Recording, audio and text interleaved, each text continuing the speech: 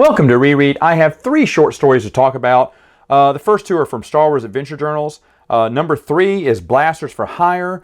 The New Republic commandos encounter a derelict ship that looks like it's been rigged to blow or been sabotaged by mercenaries, but mercenaries who have been hired by the New Republic. And they're like, we hire mercenaries? It's like, hey, just be glad they're on our side. And that's all. It's like a 2-3 page story, and then it goes into what it's like to be a mercenary in this world and for an RPG character. Okay, like just a very, very little story and more information on mercenaries. Same thing for Star Wars Adventure number 4. It's called A Gambler's Life. Captain Reyna meets up with Tak to have a, they're making a trade on a blaster deal.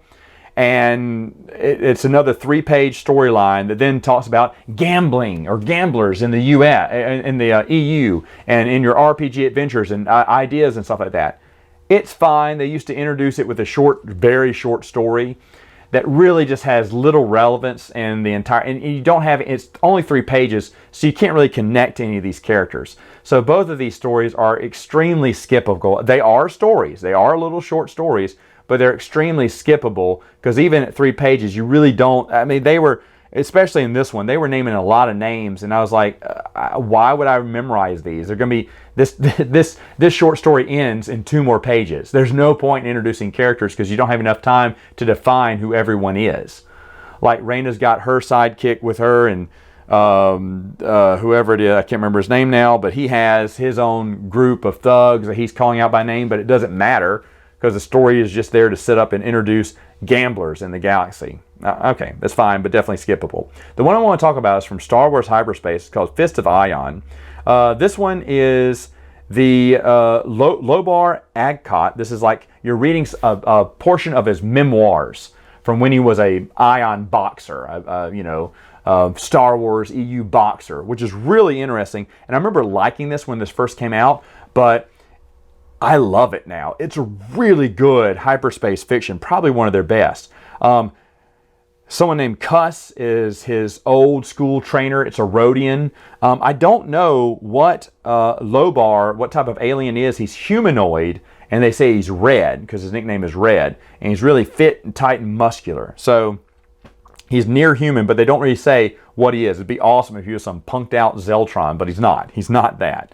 But then you have Stitchy, who is a Gungan, who, because the prequels were out by then, so Stitchy's the Gungan, who's kind of the guy that kind of helps him out in the ring, gives him his spit bucket and gives him his water and coaches him on.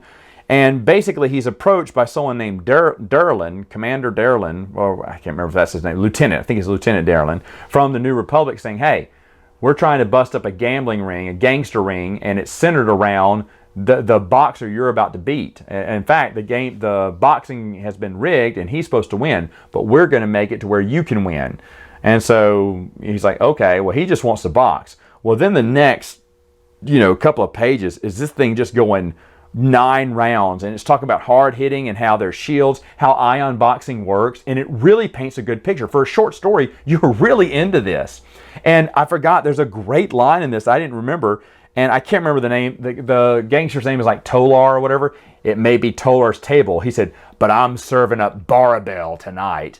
And he's fighting a big giant Barabel who's really tough too. And every punch that lands, and it talks about, his arm feeling dead, and he's just throwing, like sandbags on top of it. It feels so heavy. And he can't even feel his left face by the time it's over. And just one bone crunching, he said, oh, that broke a bone, But then he got a few punches in there and to take him down. He knew what he had to do. So obviously, I can't remember who wrote this, Ed Arlac or whatever, but obviously he knew a little bit about boxing and wanted to introduce that into the expanded universe. And that's what I'm talking about. A story like Fist of Ion is excellent. I'm sure you can find a digital copy somewhere out there because it was everywhere back in the day. But this is superior. As short stories go, it is an there's a lot of, I like Idiot's Array. I like the Death in the Slave Pits of Lord. I love those, but I need to put Fist of Ion in that holy trilogy of hyperspace fiction because I really think this is a solid short story that really brings you into a world in such a short time, and you actually care and get to know the characters too. It's excellent. All right, folks, that's it for now. See you next time.